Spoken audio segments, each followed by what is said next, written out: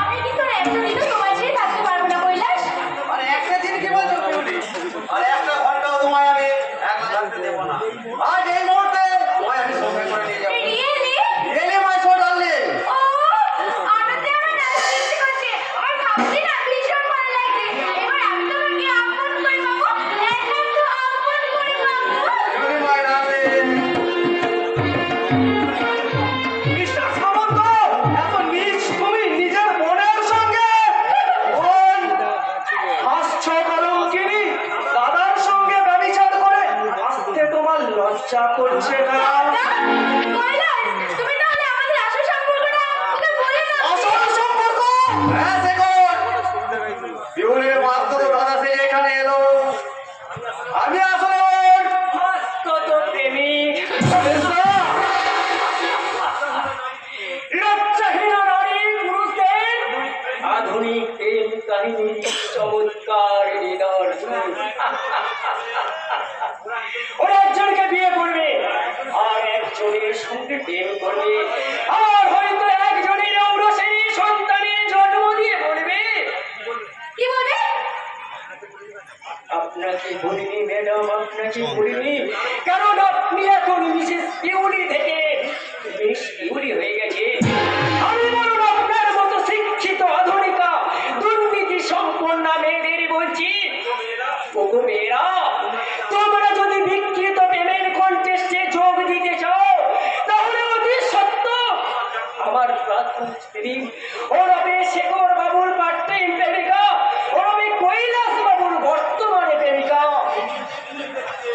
এই মিস পিউলি দেবের সঙ্গে সাক্ষাৎ করে নীতিহীনতায় শিক্ষা ভিক্ষা নিয়ে যাও, ভিক্ষা নিয়ে যাও। আপনাদের বদনাম সহ্য করার সময় আমার কাছে নেই, ধৈর্য আমার কাছে নেই। হয়ে আনন্দ কর, শাক বাজাও, কাসুরি ঘন্টা বাজাও, আজ থেকে ঘোষাল বাড়ি রাহু মুক্ত হলো, রাহু মুক্ত হলো। আজ আমার ভীষণ আনন্দ হচ্ছে, ভীষণ। আজ থেকে আমার আমি একা, আমি একা। আমায় তুই ক্ষমা কর বেস্তা, মেজ বৌদির সঙ্গে চুক্তি করে আমি এই সংসারটাকে ভেঙে দিয়েছি, আমার জন্য তোর আজ এই অধঃপতন। আমায় তুই ক্ষমা কর বেস্তা, আমায় তুই ক্ষমা কর। চাইছিস তুই আমার কাছে কেন?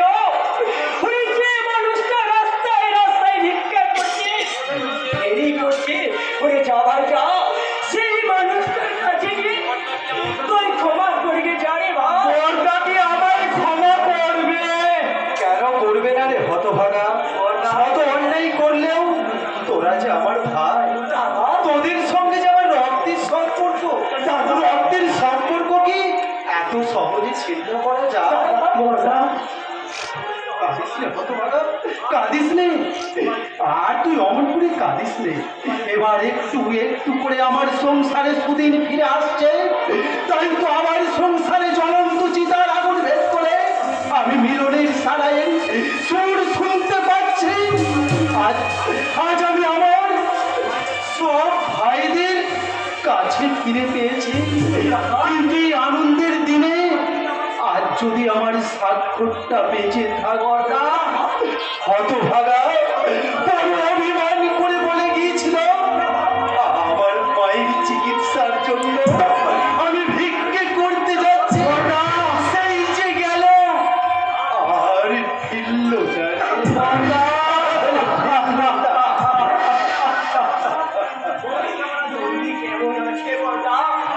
ভালো নেই রে ভাস্কর, অসুখটা যেন দিন দিন বেড়েই চলেছে, দিন রাত শুধু স্বাক্ষরের নাম ধরে ডাকে, আর কত প্রণাম তোকে, আর বোধহয় তোদের বৌদিকে আমি তুমি কথা বলো না, আজ এখনই আমরা বৌদিকে হাসপাতালে নিয়ে যাব। কে কে তুমি? আমি আগে বিরাট অন্যায় করে ফেলেছি বাবু, অন্যায়? প্রায়শ্চিত্ত করতে তোমাদের কাছে এসেছি। কে তুমি? কি অন্যায় করেছো? আমি ছবল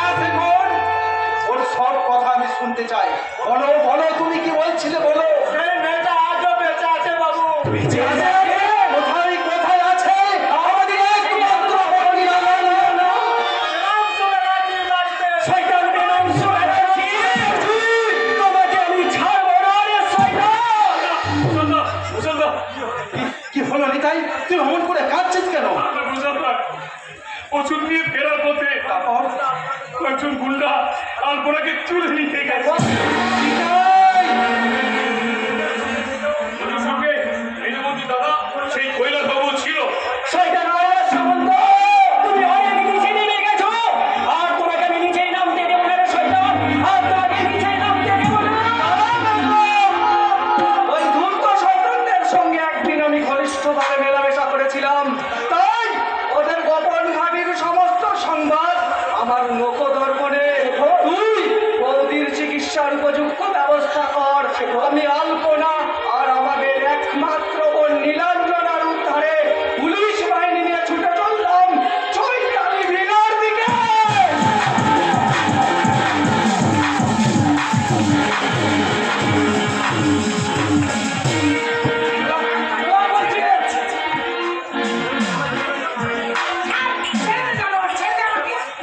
ছেড়ে দে বললে কি ছাড়া পাওয়া যায় সুন্দরী? এত টাকা খরচ করে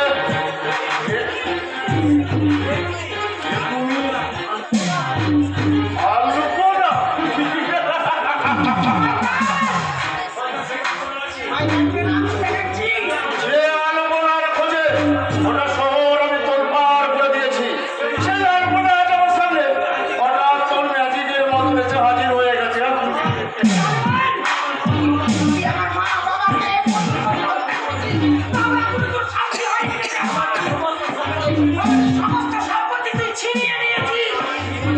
এবার তোমার নারী জীবনের সমস্ত সম্পদ আমি ছিনিয়ে নেব সুন্দরী।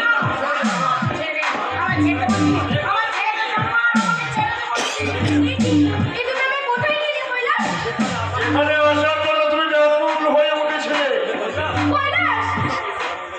এসো এসো বিউটি, তোমার জন্য আমার কামনার বাসর সাজানো হয়ে আছে।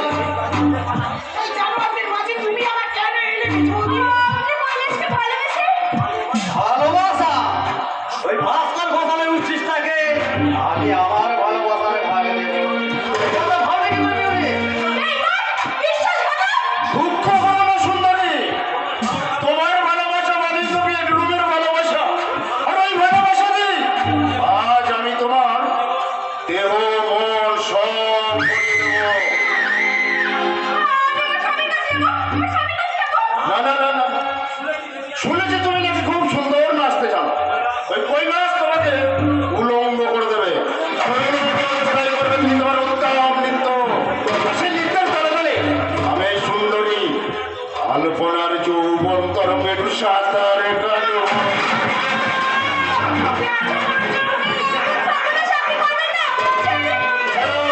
সুন্দরী কালিয়া, এখানকার ইম্পর্টেন্ট সিনগুলো তুমি ভিডিও ক্যামেরা রেকর্ড করবে। ওকে বস।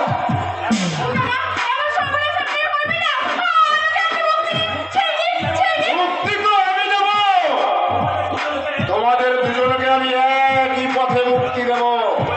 কৈলাস, নাও নাও, তুমি শুরু করো, শুরু করো। প্রথমে কৈলাস করো।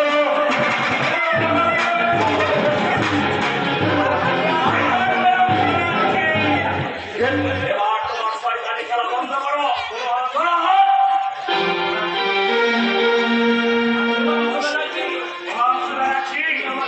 তুমি আমার চোখের সামনে আমার স্ত্রী পুত্রকে হত্যা করেছ, আমার অনুবাদ সাজিয়ে চাবুক মেরেছ।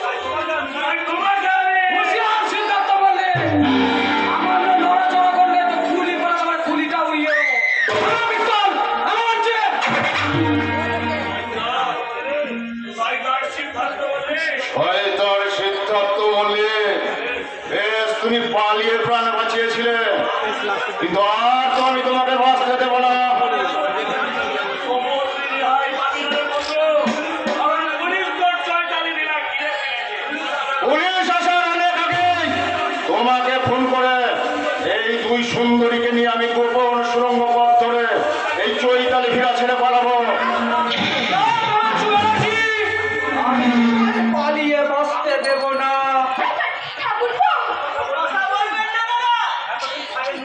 এতদিন ছেড়ে নুন খেয়েছি, পুণ্যটাই কি অধর্ম হবে? দয়া করে পিস্তলটা মাটিতে ফেলে দিন। মাটিতে ফেলে দেবো। বেঈমান! আমি এসে গেছি স্যার। আর কোনো চিন্তা নাই, আমার লাশ ঘন্টাটা বাজানো হয়ে গেলি আমার ছুটি। সবার আগে আমি এই শালা বেঈমান অফিসারটাকে ফোন করবো। আর আগে আমি তোমার নিয়তির ঘন্টা বাজালাম পেমেন্ট আমার বাদ। যে যেখানে তো সেখানে অস্ত্র করে সেখানে ওই ঘরে বাড়ি থাকে। রোডে আমি গুলি করে চালার মাথাটা আমি মাটিতে ফেলে দেবো। ঘন্টা নয়, আমি সিআইডি ইন্সপেক্টর দয়া।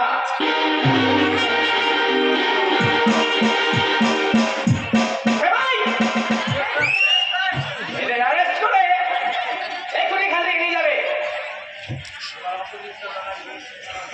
এবার আসুন মিস্টার ব্যানার্জি, অনেক কুকর্ম করে আজ আপনি ক্লান্ত, তাই জেলে গিয়ে বিশ্রাম নেবেন। আসুন। তাই চলুন মিস্টার দত্ত, তাই চলুন। তবে মনে রাখবেন, খুব শীঘ্রই কিন্তু আমি আবার ফিরে আসবো।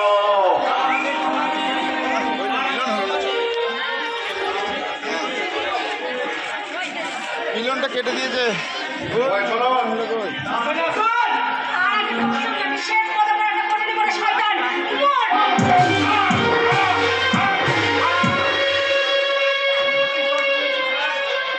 প্রতিশোধ নিয়েছি স্যার, প্রতিশোধ। আমার ইজ্জত হারানোর প্রতিশোধ, আমার বঙ্ক হত্যার প্রতিশোধ। এবার আপনারা আমায় অ্যারেস্ট করুন।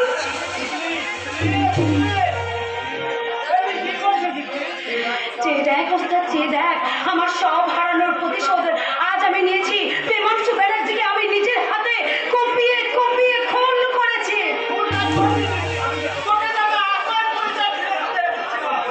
আসল পরিচয়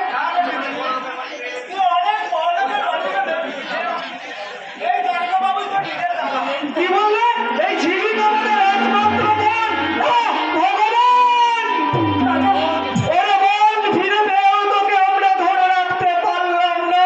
তাই নির্মম নিষ্ঠুরের মতো তোর হাতে আমি তুলে দিলাম আইনের শৃঙ্খল।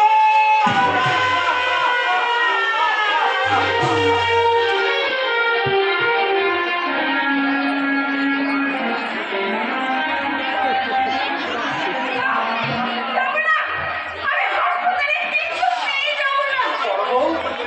করে সে যখন দেখবে তার মা বাড়িতে নেই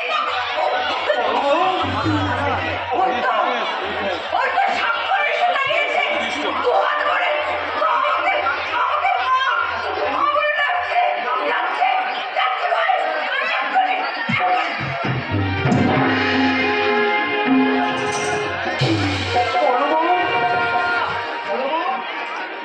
তোমার তোমার চোখের তারা এমন স্থির হয়ে গেল কেন বলবো? কথা কথা বলে বলবো। একটিবার শুধু, একটিবার। আমি দেখছি এসছি দাদা, তুমি শিগগিরই বৌদিকে নিয়ে হাসপাতালে চলো। আর হাসপাতালে নয় রে ভাস্কর, এবার তোরা তোদের বৌদির শ্মশান যাত্রার আয়োজন কর।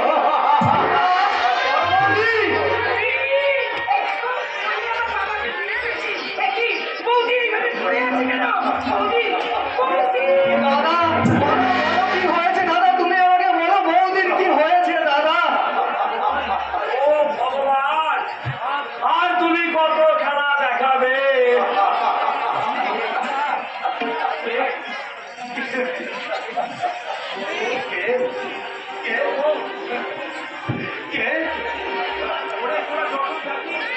ওরে, তোরা যতই ডাকিস বড় আর সারা থেকে দাঁড়িয়ে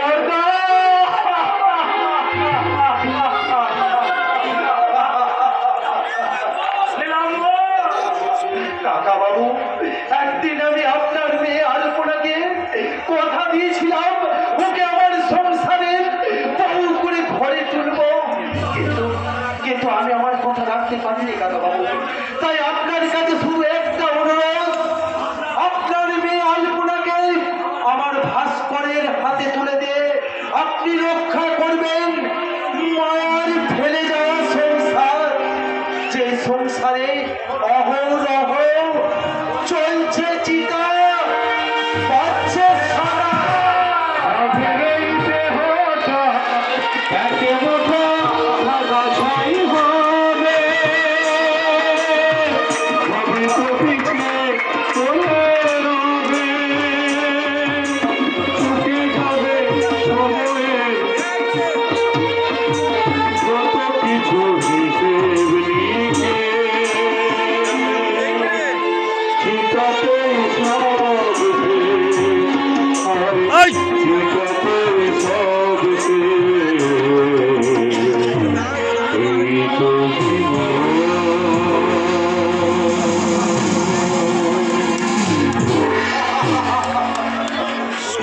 আমাদের জাতীয় অনুষ্ঠানের প্রধানই বৈঠক